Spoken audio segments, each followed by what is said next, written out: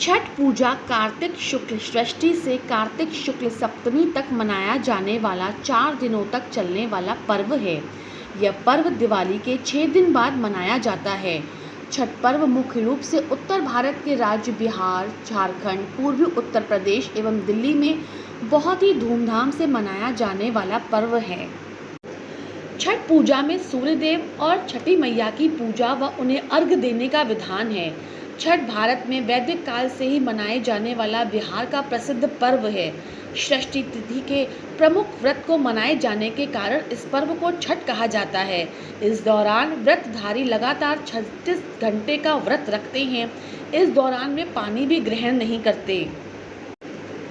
छठ पर्व का प्रथम दिन, जिसे नहाए खाए के नाम से भी जाना जाता है, इस दिन सर्वप्रथम घर की सफाई करके उसे पवित्र किया जाता है। उसके उपरांत व्रती अपने निकटतम नदी अथवा तालाब में जाकर स्वच्छ जल से स्नान करते हैं। व्रती इस दिन सिर्फ एक ही बार खाना खाते हैं। तला हुआ खाना इस व्रत में पूर्ण रूप से वर्जित है। यह खाना कांसे या मिट्टी के बर्तन में पकाया जाता है। आज के दिन व्रती बिना स्नान किए जल भी ग्रहण नहीं करते। छठ पर्व के दूसरे दिन को, जिसे खरना या लोहंडा के नाम से भी जाना जाता है, इस दिन व्रती पूरे दिन उपवास रखते हैं। सूर्यास्त से पहले पानी की एक बूंद भी ग्रहण नहीं करते। शाम को चावल, गुड़ और गन्ने के रस का प्रयोग करके खीर बनाई जाती है। इन्हीं दो चीज़ों को पुनः सूर्यदेव को नैवेद्य देकर उसी घर में एकांतवास करते हुए इसे ग्रहण किया जाता है। सभी परिवारजनों, मित्रों एवं रिश्तेदारों को प्रसाद स्वरूप खीर रोटी दी जाती है। इस संपूर्ण प्रक्रिया को खरना कहते हैं। इसके उपरांत व्रती अगले 36 घंटों के लिए निर्जला व्रत धारण कर लेता है। मध्यरात्रि को व्रती पूजा के लिए विशेष प्रसाद रूप में ठेकुआ नाम का पकवान बनाते हैं।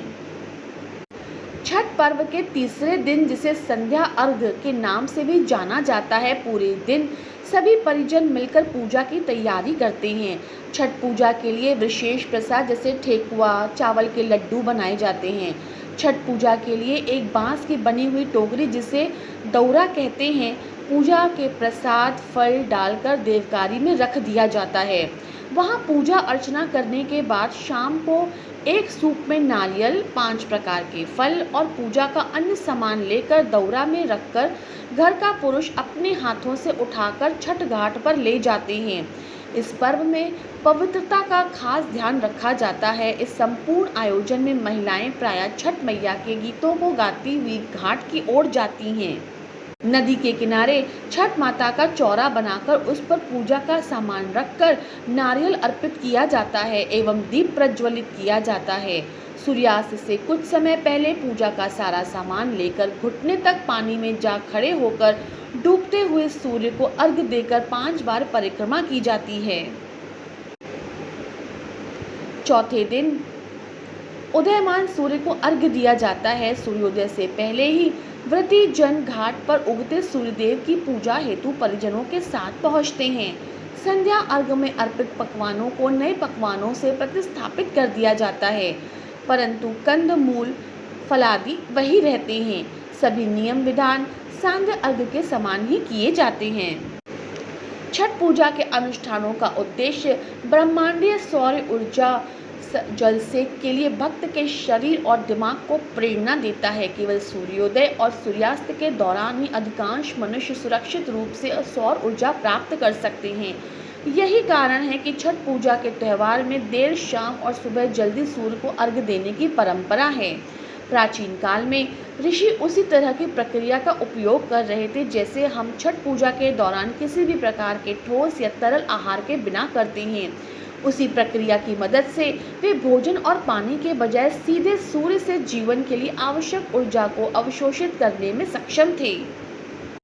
छठ पूजा की प्रक्रिया में भक्त के मानसिक अनुशासन पर केंद्रित होता है। इसका उद्देश्य भक्त को मानसिक शुद्धता की ओर ले जाना है। यह मन और शरीर पर एक महान प्रभाव डालता है। इसके परिणाम स्वरूप जैव रासायनिक परिवर्तन होते हैं। 36 घंटे के लंबे उपवास से शरीर का पूर्ण विषहरण होता है। सूर्य के प्रकाश का सुरक्षित विकिरण फंगल और जीवाणु संक्रमण को ठीक करता है। छठ पूजा के परिणाम स्वरूप रक्त प्रवाह द्वारा अवशोषित ऊर्जा श्वेत रक्त कोशिकाओं के कार्य में सुधार करती हैं। साथ ही सौर ऊर्जा हार्मोन के स्राव को संतुलित करती हैं। चैती छठ करने से शरीर के सारे कष्ट दूर हो जाते हैं, सारी परिवार की सारी उलझनें भी दूर हो जाती हैं। उत्तर प्रदेश में लोक आस्था का यह महापर्व बड़ी आस्था के साथ मनाया जाता है।